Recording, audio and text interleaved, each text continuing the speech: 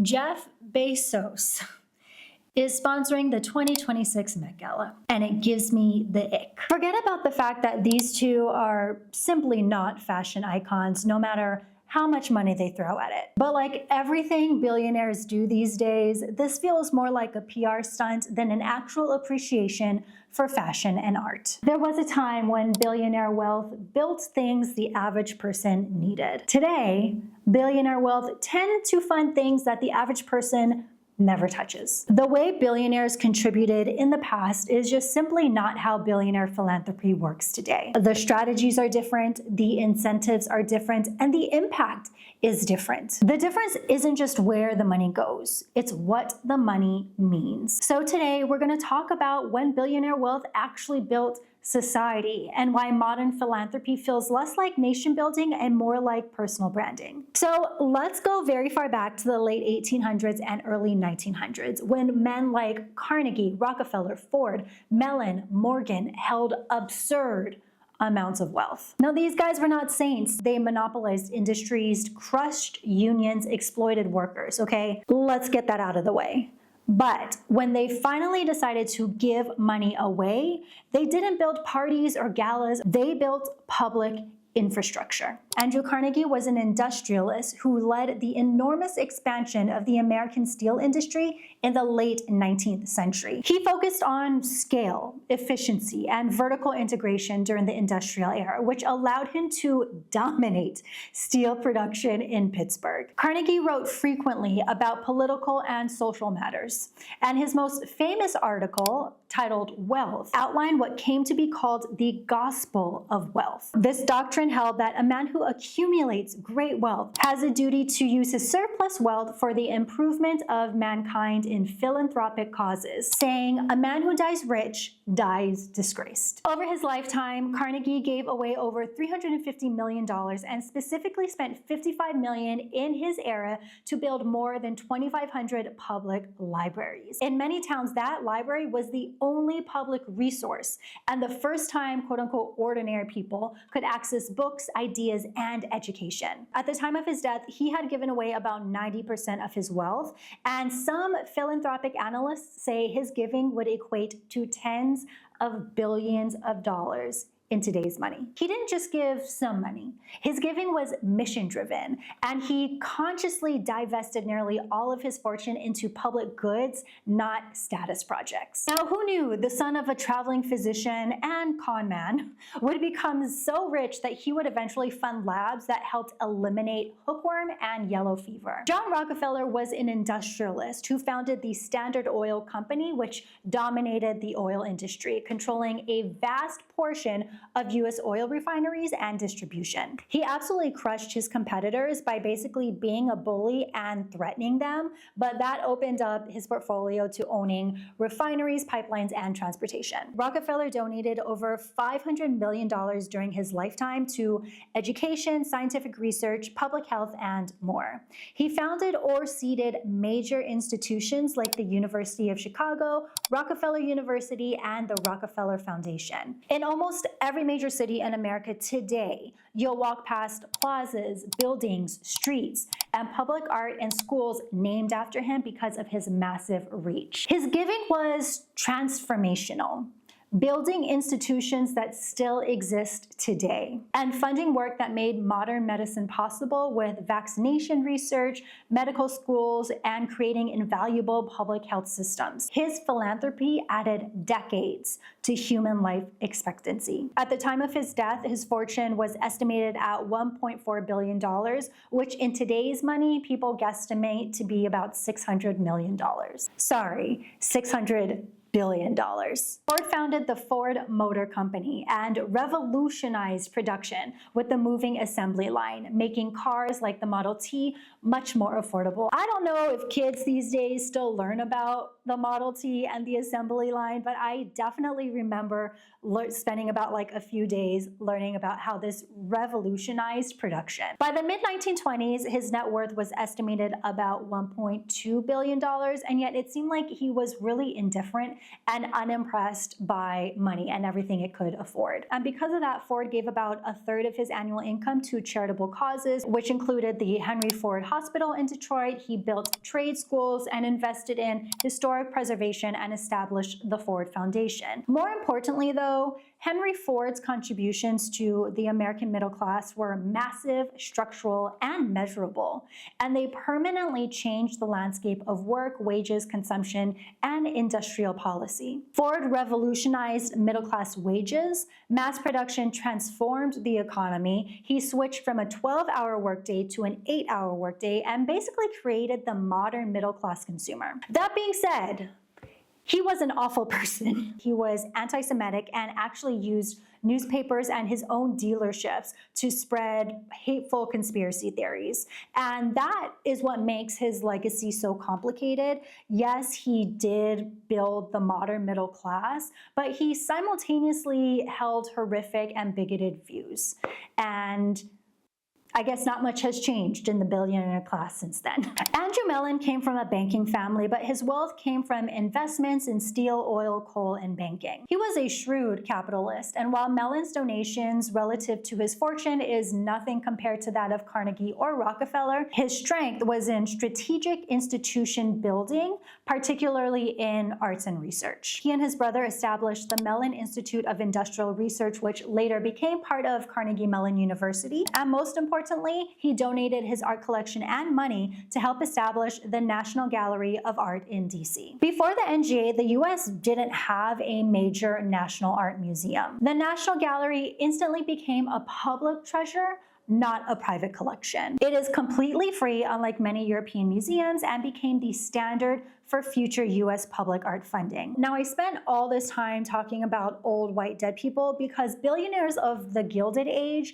believed in a legacy that was more than just them and their money. Carnegie and Rockefeller believed in a moral obligation to give back. Ford's motivation was more personal, and Mellon's was more strategic, focusing on cultural projects. The institutions that they funded still exist and continue impacting society today. Their giving helped build structures, not just programs, not just galas, not just writing checks. And their donations went to public institutions that served the masses, not exclusively the elite. But again, it is worth noting that these were not perfect men. As the saying goes, there is no ethical billionaire, right? These men were exploitative capitalists, and their business practices laid the groundwork for the inequality in the first place. But their contributions to society and culture cannot be denied. Now, obviously, they were filling a void. Back then, America had no public infrastructure. There was no CDC, no NIH, no public library system, no federal funding for medical universities, no nationwide public school standards, no cultural subsidies, all of which, by the way, this current administration is trying to get rid of. So who knows? Maybe there will eventually be a void billionaires can fill once again. But back then, when billionaires gave money, they were building things the government did not provide. Their philanthropy was additive, not a replacement for taxes or public responsibility. And the results were measurable. Literacy rose, life expectancy rose, wages rose, education became accessible, public culture expanded. These were contributions that were not symbolic, they were structural. Fast forward to today. We still have billionaire philanthropists, but the world they're giving into is radically different. Government has public systems, universities are enormous, public health institutions exist, museums already have global reputations, so modern philanthropy is not filling a void. Instead, it does something very different, which is it shapes cultural narratives, signals status, and buys power. I would love to believe that Jeff Bezos funding the Met Gala is more than just a vanity project. But I guess the way I feel is that with the world having more billionaires now more than ever, they could be a little bit more innovative with their philanthropy during these changing times. The world is struggling, the US is struggling. I mean, it would mean literally nothing for them to fund public school lunches for the entire country, or to buy land to make more public green spaces, or hell, I don't know, maybe even just simply pay their workers a livable wage. That should be the very bare minimum. But today's giving is more prestige-centered. It's not about helping the community, it's more about how many museum wings, art exhibitions, or venture labs can you put your name on. We now have family foundations that double as PR machines. This is philanthropy that sits at the intersection of branding, influence, and image management. At least that's how I feel. And billionaires are getting so much hate today. I'm tired, you're tired, we're all tired of seeing wealth by the 1% grow exponentially while everyone else struggles. We are living in a timeline where we are counting down the days to when Musk becomes a trillionaire while people are struggling to afford basic necessities. That is insane. And that's why the incentive structure for philanthropy has just inherently changed. It's now used to enhance reputation, soften criticism. Obviously, there are tax benefits, which should be a totally different video. And it also shapes political narratives and influences culture, which I guess inherently isn't bad, but it's not the same as building a public library, and we can feel the difference. Another difference is that power is more concentrated today. Carnegie controlled steel, Rockefeller controlled oil, but modern billionaires control information, which is incredibly scary to think about, and we're seeing the consequences of that right now. And people like myself, we're not cynical because giving is bad. We're cynical because the context has changed. It is no longer neutral anymore, and people can see the contradictions. Mark Zuckerberg funds education reform while simultaneously spreading global disinformation. The Walton family from Walmart funds food banks while also forcing their workers to live off of food stamps by not paying them a livable wage. And big oil billionaire families fund conservation programs while also lobbying against clean energy policy. It is exhausting. They create the problem, profit off it, then donate to fix it, but only the parts that don't threaten their power. And now with billionaires in the pockets of American politicians at every level, their power and influence will continue to go unchecked unless we as a people, this is a side tangent, but until we as a people collectively stop electing politicians that take corporate money. Now, all this being said, there are rich people trying to do good. We can't talk about Jeff Bezos without also mentioning his ex-wife, Mackenzie Scott, who has given almost $700 million to HBCUs. Billionaire activist Johan Eliash bought 400,000 acres of the Amazonian rainforest for the sole purpose of conservation. And eBay founder Pierre Omidyar is one of the few billionaires whose philanthropy fights concentrated power instead of reinforcing it by funding investigative journalism at The Intercept and ProPublica. Now, of course, the question becomes, do billionaires owe us anything? And the answer, my friend, is yes! Yes. ProPublica analyzed data from the IRS and estimated that the 25 wealthiest Americans paid a true tax rate of just 3.4%. By comparison, a teacher earning $40,000 would pay about 11.2%, and I pay 35%. If they paid their fair share of taxes, that money could go towards funding essential public services. It would put a dent in our national debt, and it would improve wealth inequality. That is honestly the very least they could do, paying their fair share of taxes, considering that they've made billions off of us. If they do not want to be taxed, they need to contribute somehow. A century ago, billionaire money built the world that we live in. Today, it builds the world we often look at. One empowered the masses, the other elevates donors. And maybe that's the real shift.